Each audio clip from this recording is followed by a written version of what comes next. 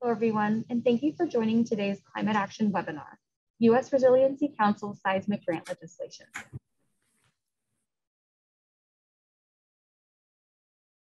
AIA California has developed the Climate Action webinar series to address various climate action topics, including zero net carbon design mandatory continuing education. We will provide links in the chat box where you can find our other climate action webinars and free ZNCD on-demand education. Qualify for continuing education credit, AIA California provides the learning objectives for every webinar and includes them in the PDF presentation that can be made available online. A few quick housekeeping reminders. Today's session qualifies for one AIA HSW learning unit for those who stay on and watch live. AIA California staff will report these units for you. It may take several weeks before your credits are posted to your transcript. Please use the Q&A function to ask any questions for today's presenters. You can also like a question to move it to the top of the queue. Finally, cultivate a positive learning environment. AIA California sincerely acknowledges the professional expertise our volunteer presenters provide. We greatly appreciate the diversity of perspectives and recognize that items presented in today's session may elicit a variety of responses. We strongly encourage attendees to be constructive in their comments and questions to the presenters and to one another to ensure we have a session that is productive and an environment that is a positive learning experience for everyone. I'd now like to introduce our moderator for today's program. James Dean, AIA. With 33 years of experience as a registered architect in enterprise, program, and project management, James has successfully led teams in the definition, design, documentation, and delivery of his client's vision across an expansive range of planning, infrastructure, and facility types. He has worked on several internationally significant programs and projects such as California High-Speed Rail, London 2012, Masdar, Astana Expo 2017, and the Yongsan Relocation Program. As a member of the AB 2800 Climate Safe Working Group and Sustainability Manager, James is keenly aware of the climate challenges facing us and has leveraged his experience to deliver highly ambitious programs and facilities that minimize energy, water, and carbon. And I will now hand it over to James. Thank you. Good afternoon, everyone. Thank you for joining us for today's program on the U.S. Resiliency Council seismic grant legislation. As many as 100,000 apartment buildings in California, which could house up to 2 million residents, many lower income, elderly, or disabled, may have a dangerous seismic vulnerability known as soft story. In June of 2022, the California Governor, Gavin Newsom, appropriated $250 million in grant funding in Budget Bill SB 189 to the owners of 2 to 20 unit apartment buildings with soft stories to seismically retrofit them and make them safe for their residences. The U.S. Resiliency Council was the sponsor of the bill and led the effort to establish a coalition of supporters unprecedented in its diversity. This course will describe the legislation, how the U.S. Resiliency Council was able to successfully create that coalition of supporters, and provide information to the architectural community, you, as how you can benefit from this program. And now, I'd like to introduce our speaker for the day. Evan Reese is a structural engineer and executive director of the U.S. Resiliency Council, where he works with the organization to promote resilience and improve performance of our nation's infrastructure in natural disasters. Evan co-founded the U.S. Resiliency Council in 2011 to educate building stakeholders about the gap between sustainability and true resilient design. He is a national leader in seismic risk management and published more than 50 papers presenting to groups of building stakeholders around the country. So with that, Evan, thank you for joining us today, and I'll let you take it away. Thanks, James. Thanks so much. Sarah, thank you. And thank you to the AIA California for asking me to come speak with you. I'm going to share my screen and go into slide mode. So, there we go. So hopefully you can all see that. We have a lot of slides to go through today. So I'll be going a little bit faster than usual. The good news is Sarah will be providing this slideshow afterwards for you all. And any questions that we don't get to in the Q&A period, she'll send on to me and I'll do my best to answer them by email back to her. So with that, let's get started. I want to give you a little bit of a background on the U.S. Resiliency Council. The USRC was founded in 2011. Our goal was to better communicate and have as part of the sustainability discussion what resilience is and how resilience and green design can be included in our discussions of sustainability. Resilience, pure and simple, is the ability to recover from a shock. It isn't avoiding the shocks altogether necessarily, but it is suffering less impact, less damage, less social and economic losses, and to recover and get back to normal or better than normal more quickly. And so that is really the ultimate goal of resilience. And the purpose of the USRC is to acknowledge that sustainability, which traditionally has been discussed as green design, those two have been used kind of interchangeably, really needs resilience in addition to green design to really fully define itself. So the way we like to think about it is green design is making sure we have a low impact on the environment, and resilient design is making sure the environment has a low impact on us. And together, that's what's needed in order to really provide sustainability for a business, family, a community, whatever scale we're looking at.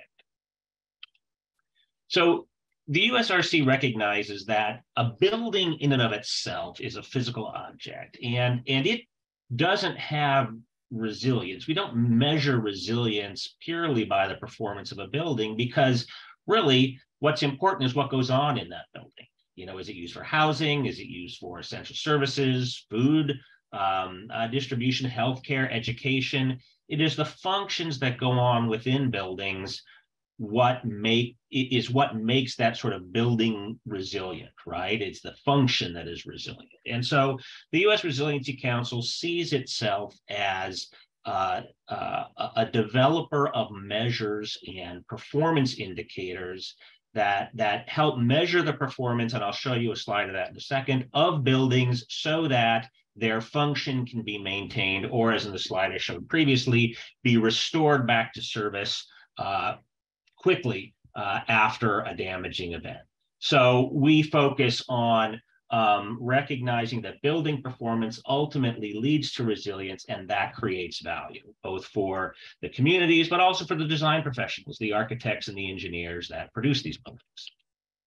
So our measures of resilience or of building performance center around three elements: safety, damage, and recovery time. As you know, as architects, the building code is primarily focused on safety, right? Making sure that buildings are safe operationally day to day, safe for exiting when there's a fire, and that they don't collapse or dramatically injure people after an event like an earthquake or a hurricane.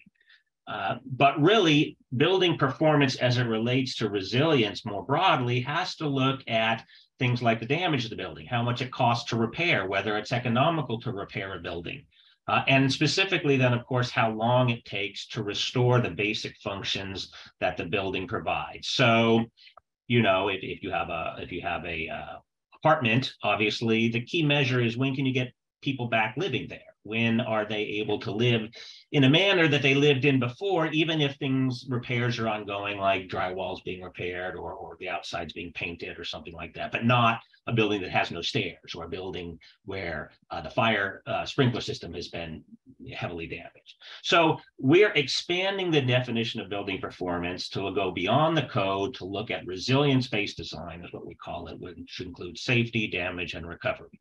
And we've developed rating systems similar in thought process to LEED, but more quantitative for both earthquake and for wind. We just released our wind rating system at the end of 2022, and we'll be moving on to flood and wildfire over the coming years. Our guiding principle at the USRC is engineering in the service of equity, the economy, and our environment. The idea being that structural engineers, and of course architects as well, in terms of many of the hazards that we're looking at, can contribute their skill and knowledge to to this sort of ESG plus R style of reporting and measurement that's becoming very popular and very important to larger businesses and communities. Some examples on the equity side, a couple years ago, a building, a 100% low-income senior housing apartment building was completed in San Francisco, which has a unique design that didn't cost much more, but made the building far more resilient. So this is an idea of low-income housing being able to access resilience and not just, those Apple headquarters and other high-tech buildings, right? We've also worked with the manufacturer of a modular school system that can be placed anywhere in the state and receive the USRC's highest rating, meaning it should be functional after an earthquake, depending on power availability. But the idea here too is this is a fairly moderate cost type of school design, and it can be placed anywhere in California, replacing older, more vulnerable schools. On the economy side, one of our main focuses has been to develop incentives. I'll talk a little bit about this later for investing in resilience. Too often, the cost of resilience, even if they're modest, are put upon the owner only, and the owner has to make the decision with all of the other competing requests for funding and resources to invest in resilience. So what we want to show is that everybody benefits from more resilient design, so everybody should be able to contribute to the cost through incentives. And then finally, on the environment side, we recognize that, this goes back to the sustainability discussion. You look back at 10 years ago at Superstorm Sandy, and then back further at Hurricane Katrina. And even though in the New York, New Jersey area, there were thousands of sort of LEED certified or green buildings, that doesn't protect them from natural disasters. And the kind of damage and environmental impacts that all the debris that's generated from damage in a hurricane, or obviously it could be an earthquake, can undo a lot of the green design and quote, sustainable design that had been accomplished. So we want to show that resilient design is actually good for the environment as well. And so we are assembling a series of educational initiatives. We did a large 12-part webinar series called The Resilience Advantage in 2020 and 2021. I'm happy to say that included a lot of architects and developers who were talking about the value and the usefulness of resilience in their own practices. We've created AIA-approved educational courses, developed a podcast with a university student from Cal Poly, and we're very excited about a recent co-sponsorship we developed with the Small Business Administration and Optimum Seismic, which over the coming year will provide specific webinars and events that bring together small businesses, design professionals to talk about how small businesses can be better prepared for resilience. So that's a little bit of a background on the USRC. Now we're going to jump into the main topic of today, which is the soft story problem. Okay. Let's start by looking at age. This is a map of Los Angeles. It's this cool map that this website developed. You can get it for a lot of major cities that color codes major cities by the approximate year of construction. And what you look at this and you see a lot of blue, light blue, dark blue, and purple. And you see a little bit of orange, right, and pink. Well, the orange and pink are buildings that were built when we consider to be modern code level, so mid-1990s forward or 1990s forward. But before that, which comprises over 90% of the building stock in Los Angeles, were built before modern codes. And this map would look similar for San Francisco, for Portland, for most major cities in the United States, is that obviously we have a lot of existing building stock, 15 or 80 to 90% of buildings were built before what we consider modern codes. So there's this potential for a lot of vulnerability, especially when it comes in earthquake-prone regions like LA and San Francisco. And we've identified a couple of 5 primary building types that have been known to be vulnerable in earthquakes. I'll start from the right to the left. Tilt-up buildings. So these would be your big box retail stores, a lot of warehouse and distribution facilities. When they're built before the mid-1980s and even early 90s, they suffer from a number of deficiencies. In the Northridge earthquake, there were several that collapsed. There was a famous one, I think it was a Nordstrom building and a Target building, not Target building, but a Home Depot building that collapsed after damage.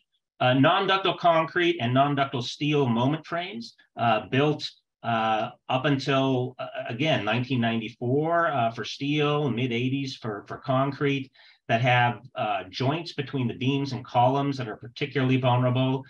We saw a number of dramatic collapses in the San Fernando earthquake of non-ductile concrete buildings, including the Olive View Hospital. And then after Northridge, saw a lot of damage, although no collapses, of steel frame buildings.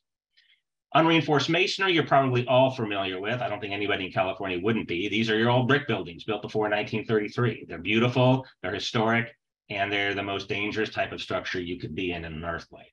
Fortunately, California passed a law requiring cities to address these issues, the URM issues, in some way, whether it be through retrofit ordinances or even just placarding of the buildings so people know their risk. And then there are soft stories. So let's talk a little bit about more soft stories. They're actually very easy to identify. These are typically older buildings built pre-1985. They're typically 2 to 3 stories total, including parking on the first story. Occasionally they'll be taller, the older ones, but usually they're 2 to 3 stories.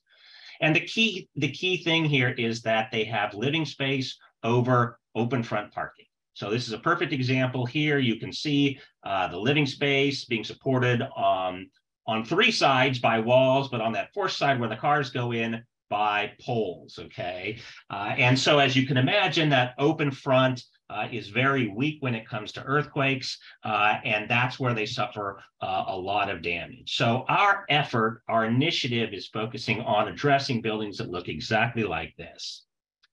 So in the Northridge earthquake and Loma Prieta, we had a collapse of a number of soft story buildings. The Northridge Meadows apartment in particular, I think killed 16 people as it collapsed. You know, obviously the earthquake was at what, 5:07 or 5 something in the morning. And so people were in those apartments. And there's been considerable testing. This is a test from Japan showing 2 buildings that look the same, although the one on the left has a steel frame inside it on that open front that you can't really see, but it was designed to resist an earthquake, whereas the one on the right would be sort of a traditional design. So soft story apartment buildings are highly vulnerable, probably the most vulnerable type of building next to unreinforced masonry buildings. Again, since the codes were improved post 1985 or so, engineers have to account for these open fronts. So they put in steel frames or other kind of concrete walls. And so while they may look the same on the outside, post 1985, these buildings are much stronger. That said, there's a lot of them. As mentioned in the introduction, there may be as many as 100,000 soft story buildings throughout California. And when you consider their size and the average number of occupants, that could be 2.5 million people at risk. A lot of those people are lower income, more vulnerable populations, as I'll show you in another slide. But the good news, the best news, is that these buildings are really easy to retrofit, all things considered. If any of you have been involved in the retrofit of a complicated unreinforced masonry building or a steel frame building, you know those can be extremely difficult. But the nice thing is soft stories, very easy to retrofit. The federal government has estimated that for every $1 spent on retrofitting soft story buildings, it saves $13 in future losses. That's about as good a return on investment as you can get. And to retrofit a soft story building typically costs less than $10,000 per unit. Whereas, as you know, building in California is incredibly expensive, and most recent numbers are that it costs almost $600,000 to build from scratch 1 unit of affordable housing, not even just, not even high income housing, but affordable housing. So you can see the benefit here is to spend a little money up front and save quite a bit more when it comes to having to rebuild after an event. So we did a study in Southern California in particular, looking at vulnerable populations in areas that may have soft stories because they have older multifamily apartment buildings. And you can see that there are many, hundreds of thousands or millions of people that have households with disabilities, elderly populations, population living below the poverty line. These are folks that don't have a lot of options when it comes to choosing apartments. It would be great if everybody could live in a nice 2020 apartment building, but a lot of folks don't have those resources. And so they end up living in older buildings, and they're more likely to be vulnerable. Plus, of course, a lot of these populations have the least ability to recover after an earthquake, right? And find alternative housing. So it's kind of a double whammy. They live in those buildings, and it's harder for them to find accessible space afterwards. So a couple maps here, and I will provide to Sarah. I didn't do this. We have a little, of course, it's on our website. We have a little Esri story map, which actually is a web page that will scroll you through this study we did of Southern California. Here showing the approximate number of apartment units, apartment buildings that are pre-1985 multi-story. We don't know if they're all soft story buildings, but as many as 30% or more could be, just in the sort of greater Los Angeles area. And of course, one of the engineering challenges is how to identify soft story buildings. And I'll have some thoughts on that later in the presentation, because obviously, as an owner, you need to know if you have a soft story building, and age and number of stories alone isn't always the best way to determine that. But when you have so many thousands of buildings, how do you manage an inventory? The cities of Los Angeles, Long Beach, Burbank have done inventory, Santa Monica, but most of the cities in California, more than 95%, have not done inventories of their soft story buildings. And then if you look at different earthquake scenarios, which you're probably familiar with, if you're in Southern California, obviously this could be, a repeat of the 1906 earthquake or a Hayward Fault earthquake, but these are two earthquakes in the greater Los Angeles area and in the San Diego area. And you can see, based on the color coding of the damage profiles, how many thousands of buildings are likely to be impacted. There was an article a couple of years ago in the Los Angeles Times, and the headline, or the first page, was Arizona does a major earthquake drill. And Arizona doesn't have a large earthquake risk, but the earthquake drill was how to manage the influx of homeless folks made homeless in California from a large Southern California earthquake. And the LA Times said the estimates were anywhere between 250 and 400,000 people could be left homeless after a major earthquake. A lot of those will be in these soft story type buildings. So priorities. What did the USRC decide we wanted to do to focus on making a big impact, going back to our E4 principle of engineering in the service of equity, the environment, and our economy? How could we make a big impact? Well, protecting existing affordable multifamily housing seemed like a perfect fit because it would help protect low-income elderly residents. The work can be done fairly easily by a broad swath of contractors. It can be done economically, as I showed you. A lot of small businesses get their workforce from folks that live in these kinds of buildings, and a lot of mom and pop owners of these types of buildings support the city through property taxes and other things like that. And then, of course, it benefits the environment. Reducing the amount of debris that will be generated from these buildings after a major earthquake will mean less stuff in landfills. Of course, when there's a big earthquake and you get this kind of damage, you don't have the luxury of being able to recycle materials and kind of go through it at your leisure and pick out stuff. You just push it all to a landfill. And so all the toxic chemicals that can leach into the air and water and soil, that happened in the Christchurch earthquake, debris mounds 70 feet tall. So this is why we wanted to focus on these buildings, because we'll be able to hit these priorities. It's shovel ready. The California Earthquake Authority, you may know, had developed an earthquake brace and bolt program several years ago, where it provides grants to homeowners, individual homeowners, to brace their crawl spaces. Something similar would be done with soft story program. The CEA is fully capable and staffed to manage this kind of program for retrofitting soft story buildings. Cal OES, is one of the United States' best sort of emergency services department. And so they too would have a major interest and be able to manage a project. We presented this at a time when California was flush with money. I'll talk a little bit about that in a couple slides. And so there were ample funds to be able to provide some initial funding for grant programs. And then, it's a problem that is all over California, meaning it's not just isolated to one area of the state. It's not just isolated to one type of population. Lots of cities, lots of communities will be able to take advantage of this, spreading the wealth, if you will, around the state. All right, so retrofitting the soft story buildings. This is actually a fairly short section because it really is fairly straightforward to retrofit. Basically, the key issue with most soft story buildings is that first story. Now, occasionally there are issues in the upper stories as well, but not as often because, when you have apartments, these are generally older apartments and particularly relatively small. So there's a lot of cross walls. There's a lot of redundancy in the upper floors. But the key is to make sure that that first story is safe. Sometimes it just means putting frames in the front of the building where the weak story is. Occasionally, though, it can also mean putting cross walls in to make sure that the building can move back and forth perpendicular to the front line. But overall, the key to really making these things efficient is that they avoid tenant disruption, minimize impacts on parking, of course, but clearly not getting into the spaces above whenever possible so as to minimize the disruption, often of tenants that, again, don't have other options.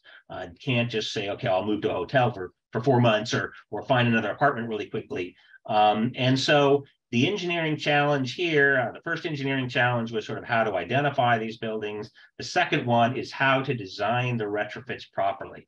But the good news is that a lot of these have been done. Thousands have been retrofitted already. There are a lot of good options working with an engineer and an architect to make sure that during the construction and at the end of construction, there is as little disruption or change of occupancy, change of use to the tenants.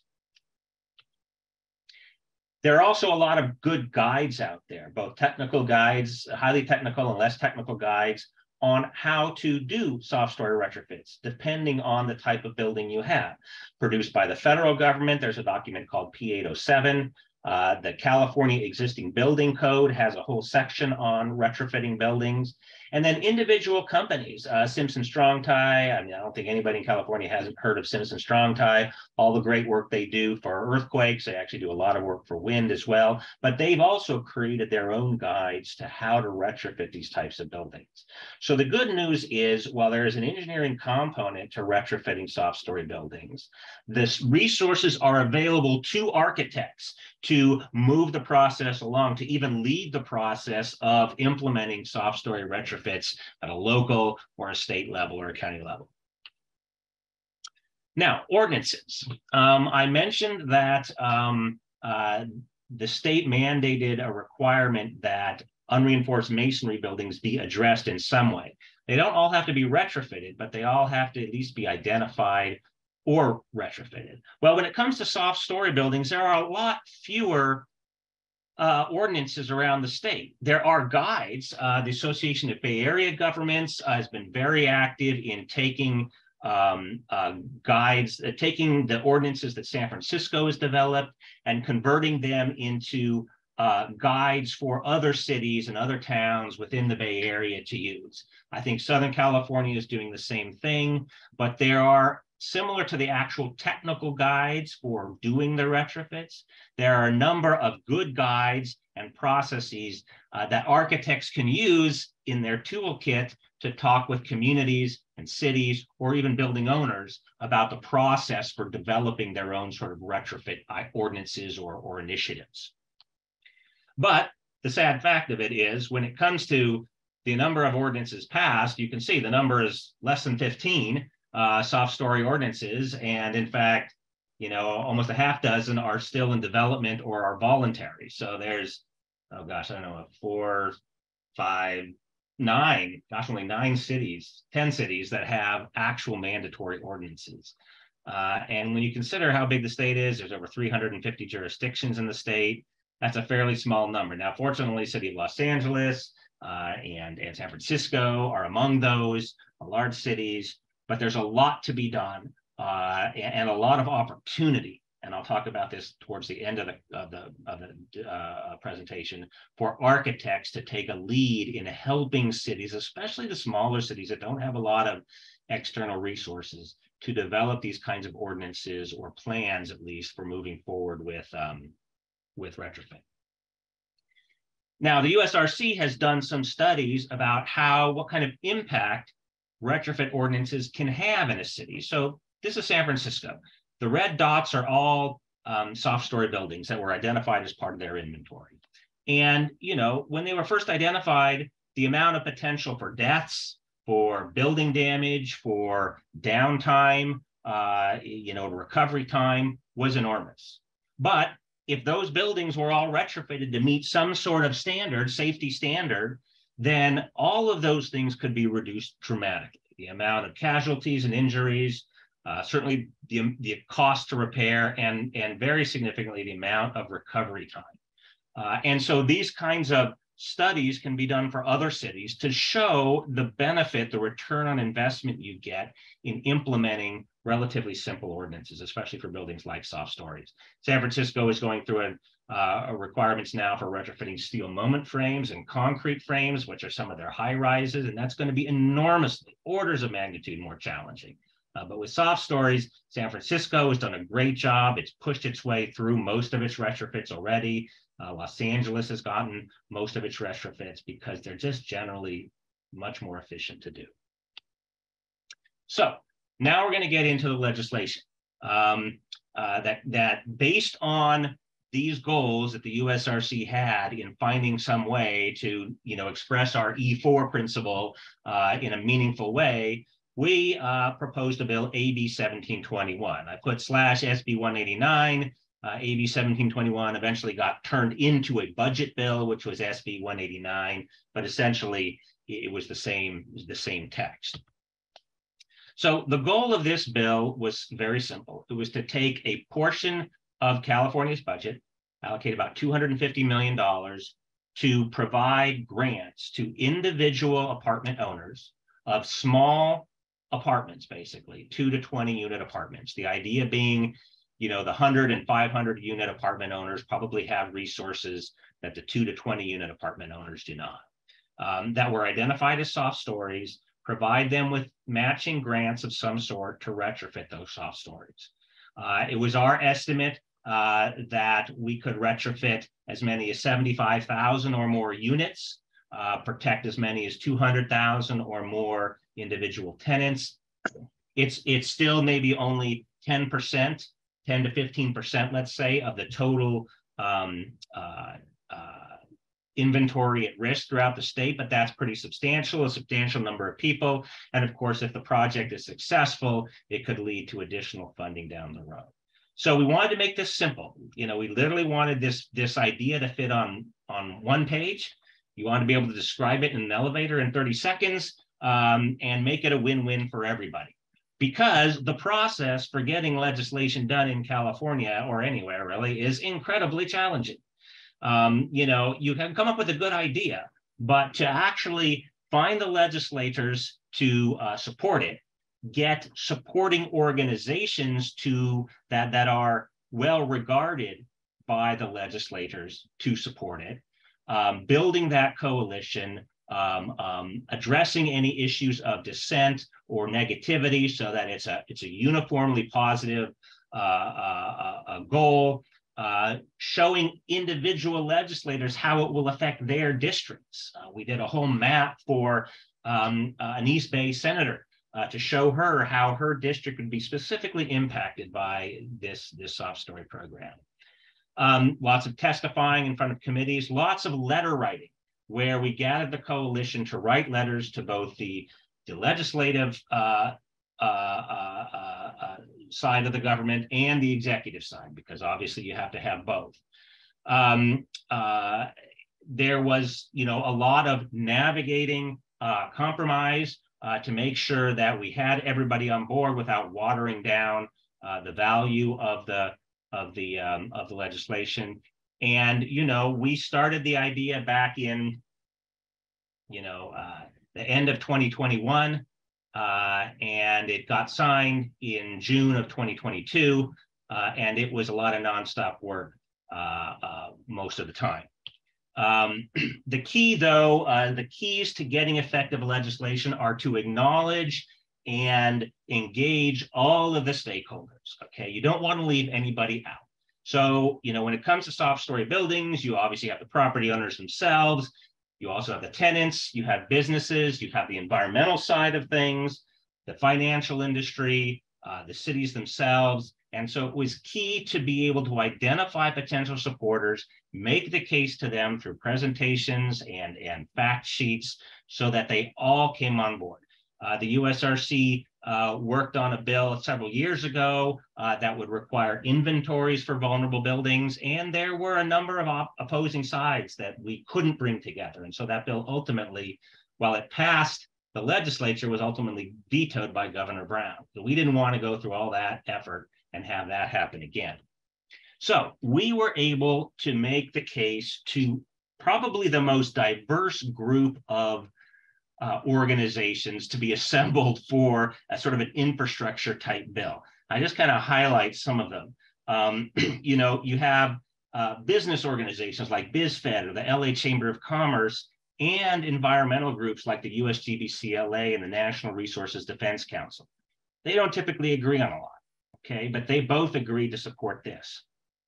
Even more dramatically, you had fair housing groups like LA Family Housing and Family Housing of Orange County, and the California Rental Housing Association, the Apartment Owners Association of California agree on this. I got to say, they probably never agree on anything, but this was a case where, it was a win-win for owners because they would be, the retrofit wasn't mandatory, but it provided them an incentive to do it. And of course, for tenants' rights groups, they want their tenants to be safe and resilient after an earthquake.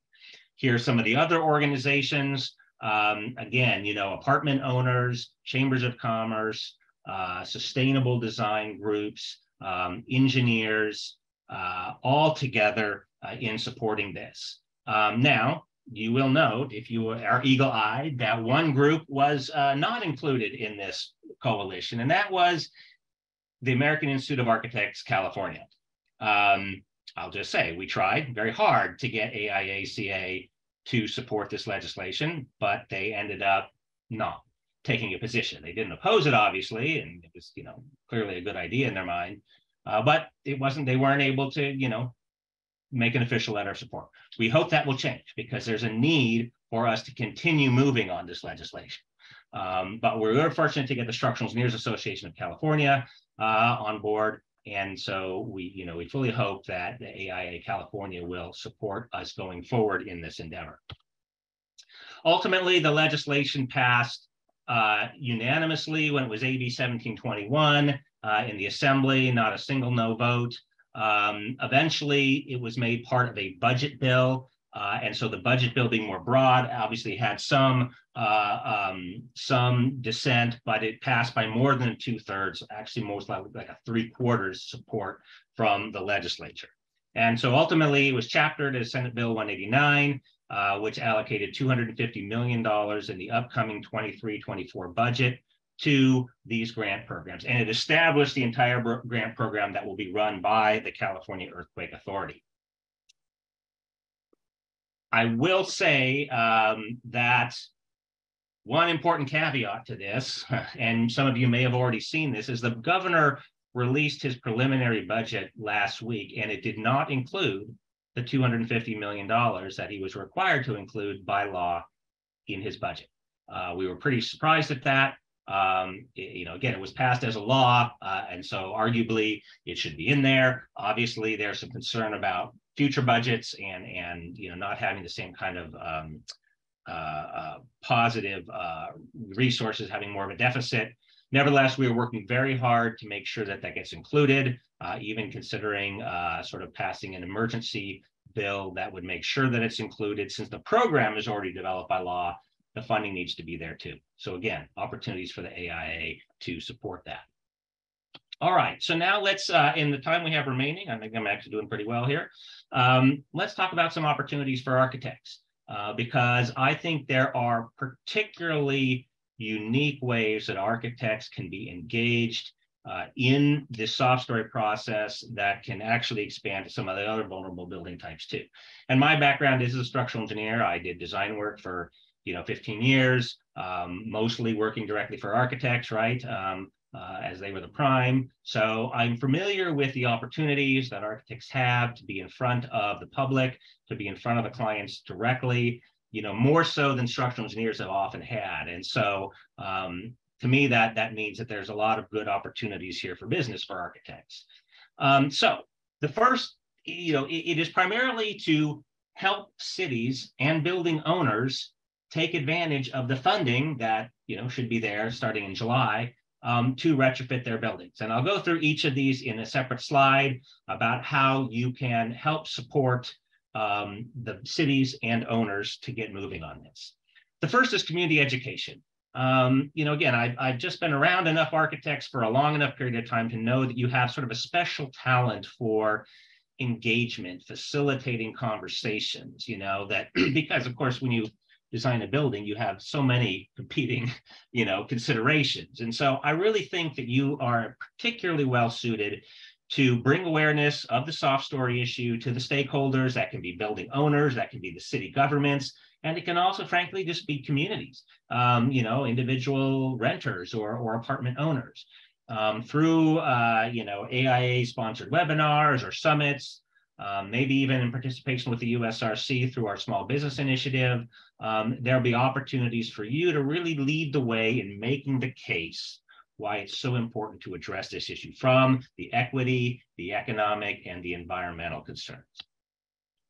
The second is to do these inventories. Now, as I said, less than a dozen cities in California have done inventories of their buildings. And to be honest, most of them are a little bit more well-heeled cities: San Francisco, Berkeley, Oakland, Santa Monica, Los Angeles. But, there's thousands and thousands of buildings, tens of thousands of buildings that haven't been inventoried. But it's not that difficult. Identifying if you have a non-ductile concrete frame building is very difficult because you can't really see inside. You have to take off ceiling tiles, maybe even get behind fireproofing and see what's what. With soft story buildings, there are lots of things that you can do with AI technology, or even simple street reviews or partial reviews from the building department to determine if buildings are likely to be soft stories.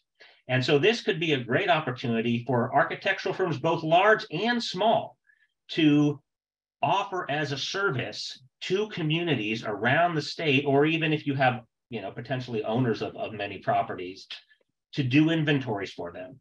Right now, those inventories are being done primarily by structural engineers, but it doesn't have to be that way. This is the kind of inventory study that architects would be very well suited to do. Another idea is to help cities develop model ordinances. As I say, there's some great resources out there developed by ABAG and other, I think SCAG, the Southern California Association of Governments, has done something similar to help cities establish retrofit ordinances. But, it still takes that process of a consultant coming on board to kind of guide them through, because there typically isn't somebody dedicated at a city to do this, especially if it's a smaller city. So being that consultant, being that trusted advisor to cities to help them come up with ordinances, again, that typically requires a lot of interaction, not just with the city, but with the community, local builders, local owners. Again, architects seem particularly well suited, in my opinion, my experience, to do that kind of thing. Another one, which is challenging for everyone, is to find incentive programs. I don't know how many of you work in the spaces of, Fannie Mae and Freddie Mac, affordable housing, but they offer green rewards. And they're not the only organizations to do so, right? So there'll be discounts, better loan rates, other incentives if you meet LEED Silver or have other green features in your buildings. Well, we want to do this for resilience too, right? I mean, a more resilient building not only benefits the owner of the building and the tenant, but it benefits the lender in terms of reduced risk. So we want to see incentives for resilience being developed. And the last slide I'm going to show you shows an example of how AIA on a federal level is already trying to look towards that. But there are probably a lot of California programs that could be incentivized that AIACA could, really work on. So support resilience legislation. Well, the first thing I'm going to ask is that, as I said, we thought we were over the finish line, but apparently we still got a few yards to go to make sure that the governor includes that $250 million he was required by law to include in the 23-24 budget. In the budget, we're going to be bringing the band back together and assembling all of that coalition that we had. We want to be able to add the AIA California to that list as we push, to get to that finally over the finish line with this, because the money should be available starting July 2023, and that means cities are going to be looking for ways to use that money and individual owners as well. Another option, and I don't know, maybe some of you do this already, is that there are billions of dollars literally of federal grants available for retrofit. And every time there's a natural disaster in California, more money is available. And gosh, we just had, an estimated $30 billion of losses just in the past month due to storms. So that means there's going to be federal funding available starting next year for grants all over the state, since the disasters were declared all over the state. And that grant funding, for example, federal money for soft story retrofits. The CEA has already gotten a small amount, like $30 million, similar to the $250 million that we obtained through legislation. But there's going to be so much money available from the federal government for all types of disaster relief that architects can be engaged and involved in those grant application processes to help cities and other nonprofits apply for money. And then finally, I mentioned this, there's this great committee run by a woman named Kara Kempsky at the AIA national level called the Building Resilient Action Coalition. It's a fantastic coalition of a whole range of organizations. The USRC is part of that. And we have been working to write letters of support for bills that are in front of the federal government, promoting resilience to members of Congress. We're happy to say that one of the bills, Senate Bill 3531, was passed, something we pushed hard for, and eventually was passed by a bipartisan group of members of Congress and signed into law, that provides specifically for resilient design mitigation resources all around the country. So that was a lot, but I think I finished with 12 minutes left for questions. Again, this will all be available to you afterwards. Any questions that we don't answer now, be happy to try and answer later. But thank you so much for the opportunity. I really appreciate AIA asking me to do this. So with that, I'll stop and turn it back to you all for questions. Thanks, Evan. That was a really great presentation. There's a lot of material there, and there's quite a few questions that have come in. We have a number of interesting questions that will come up. But before we begin the discussion, if we run a little bit long, Evan has graciously agreed to stay with us for a few minutes after. And if there are any questions in here that he doesn't answer, he has also graciously agreed to provide a response to those in writing, as well as the presentation materials. And so with that, I'm going to ask our first question. And that first question is, who is the SB 189 funding available to? Is it owners? Is it via contractors? How does that work? Great question. Yeah, so it's available to owners directly. So an owner would request funds. It is possible that a city could assemble a coalition of owners and do a joint request for 10 owners at one time. The money doesn't flow directly to the contractor from the state. It would flow to the owner, maybe from a city to the owner, and that money would generally be provided, once it's been confirmed that the building has actually been retrofitted to meet the standards, whatever standards the CEA comes up with. Got it. And as a follow-on to a question that just came in, does that also include public agencies? Possibly, yeah. So the CEA, is looking at, from what I know, at least, the CEA is looking at a number of options to make sure that money gets out as quickly as possible. And so if there are housing authorities that, again, can sort of assemble a coalition of individual owners, that could be another way to send out the money. Another question that's come in regarding the damage assessment. Can you explain the probability of maximum loss regarding a seismic event? How maybe another way to say this is, how does an architect communicate with a client their risk? Right. Well, thank you for that question. So, of course, the USRC was started as a vehicle for the design community in particular to communicate performance in ways that the owners could understand, or lenders or insureds. And that means being able to quantify things, right? That means being able to say, not just, oh, you could have a lot of damage, you could have a lot of injuries, but to sort of quantify how long it takes to recover. Will the repair cost be 10% or 20% or 30% of the replacement cost of the building? And the great news is there's a lot of good structural engineering tools out there that can be used, frankly, by architects as well, to help quantify that performance. And then if you get a USRC rating for a building, and this is sort of where our sweet spot is it will provide that quantification in easily communicatable form. So the idea of getting a platinum or a gold rating or 5 stars or 4 stars is sort of, somebody said this once, it's simple but not simplistic, right? It's an easy way to sort of show off in very broad terms, like a restaurant rating where you have an A on the, in cleanliness. You'd have to go into the report to see what an A means in terms of, I don't know, rat poop per square foot or something. But with a building, those kinds of pieces of information, probable maximum loss, are detailed in the reports that come with an analysis. Could be done through a USRC rating, could be done elsewhere in ways that can be communicated to the owner. Got it. You also, in that last response, you spoke just a little bit about LEED and rating systems. A follow-on question to that is, can the determination of scores for the tiers of resilience in the various rating systems, is there any consideration for protecting and the persistent delivery of lifeline resources, water, electricity, to a building after a failure? Or does the scoring system exclusively look at the physicality of the building? Yeah, keeping itself up? Another fantastic question. So we made a determination early on that the focus of the rating system would be on the building itself. So the building's ability to function, or the cost to repair, assuming that the externalities are not an impediment. So if the USRC rating, for example, says it'll be 2 weeks to restore function to this building,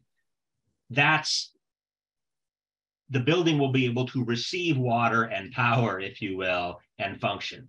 Water and power may not be available by the city or the provider. And obviously that gets into a successively larger effort to quantify that. So yes, we make it clear that we are focused on the building itself, but we also make it clear that we recognize that these external factors could have a larger impact on whether a building truly is functioning.